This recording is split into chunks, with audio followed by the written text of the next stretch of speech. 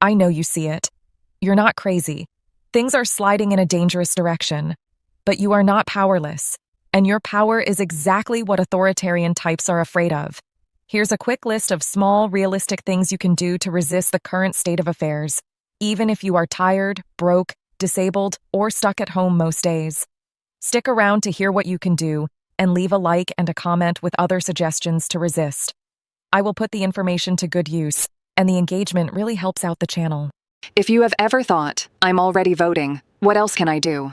You're exactly who this video is for.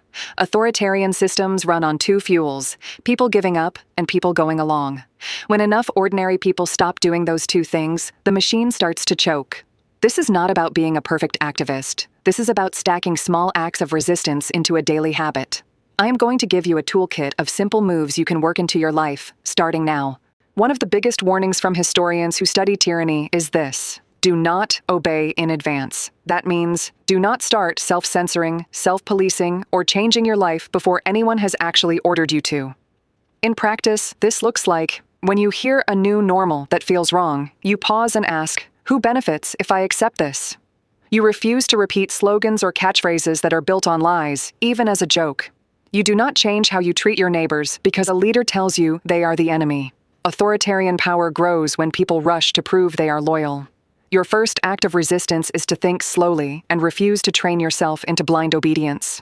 Propaganda needs you to be lazy. Democracy needs you to be nosy.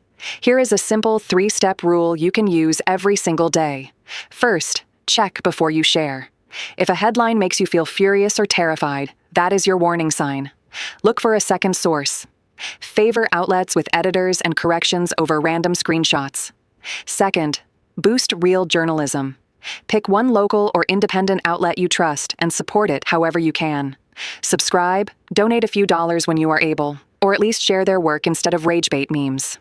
Authoritarian governments attack the free press because a real press is one of the last guardrails of democracy. Third, be the boring friend who asks, "Where did you get that?" Every time you gently challenge a fake story in your group chat, you are doing quiet information warfare on behalf of reality. When democracies fall, it's usually because institutions like courts, election offices, libraries, schools, and local newsrooms are hollowed out first. Scholars who study authoritarianism say, pick one institution you care about and take its side. That does not mean you have to agree with it on everything. It means you refuse to let it be quietly destroyed. In real life, that can look like volunteering a few hours at your local library, election office, or community legal clinic. Showing up when school boards, librarians, or election workers are being harassed, so they are not standing alone. Writing a simple letter to the editor when local institutions are under attack. I live here. I support this place. It matters. Authoritarian leaders want people to see every institution as corrupt and hopeless. Your job is to keep at least one of them alive and connected to real humans. Voting is the floor, not the ceiling, but the floor still matters. You can upgrade your vote from a lonely checkbox into a force multiplier. Make a vote crew of 3 to 5 people. You remind each other of dates, share nonpartisan voting guides, and check that everyone has transport. Adopt one new voter each cycle. A young person, a neighbor, someone who just moved. Help them register, find their polling place, and understand their ballot. Show up for the boring elections, local judges, school boards, city councils. Authoritarians love low-turnout races because their loyalists can slide in under the radar. If you're already voting, your next step is to pull a few more people with you every single time. Bonus tip: pick one candidate in your local or state election and support them on social media. You can volunteer with the campaign if you're able. Authoritarian politics feels huge and distant on purpose, but most of the damage and most of the resistance happen at the local level. Here is a simple ladder of actions, from lowest effort to highest. Send one email a week to an elected official. Keep it short, specific, and polite. I live in your district. I oppose this bill because, and state your concerns.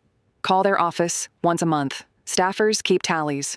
You are not shouting into the void. You are becoming a number on a spreadsheet that can change votes. Attend a town hall or school board meeting at least once this year.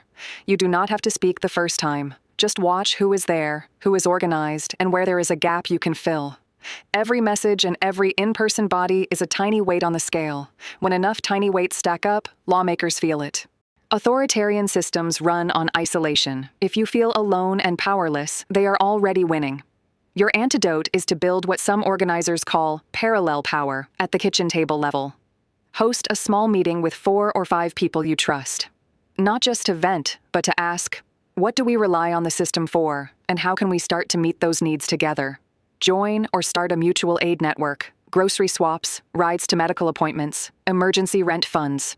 Mutual aid creates a safety net that does not depend on the goodwill of the people in charge. Show up for workers on strike in your area with simple things like coffee, snacks, or holding a sign. Labor rights are one of the first things authoritarian governments go after because organized workers have real leverage.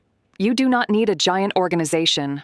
A handful of people who actually trust each other are more powerful than 10,000 angry comments from strangers. You may not feel rich, but every dollar you spend, save, or borrow is part of the political system. Nonviolent resistance experts talk about economic non-cooperation as a key tool. You stop feeding the beast. Here are a few ways to do that at a realistic scale. Pick 1 or 2 corporations that are clearly funding attacks on rights or democracy and join an organized boycott against them. Follow campaigns by watchdog groups and stick with one target long enough to matter. When you can, move your banking from giant national banks to credit unions or community banks that are less tangled in political power games. Shift a small slice of your spending from big box stores to local businesses, co-ops, and direct from creator options. Every dollar that stays in your community builds resilience and weakens corporate control. You do not have to do all of this at once. Start with one small change, make it a habit, then add another. People who study nonviolent movements warn about 2 big dangers: burnout and boredom. This is not a sprint, it is a long, ugly marathon. So your last job is to make your resistance sustainable. Decide what you can give each week, a set number of hours, dollars, or actions, and stick to that instead of swinging between doing nothing and trying to do everything. Rotate roles in your group so the same person is not always the organizer, the driver, or the one speaking on the mic.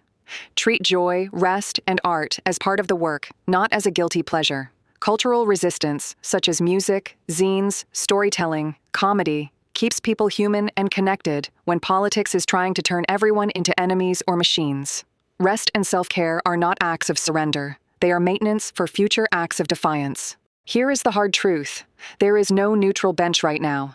Doing nothing is not safety. Doing nothing is quiet cooperation. So pick one bite from this video and start there. Maybe this week you send one email to a lawmaker.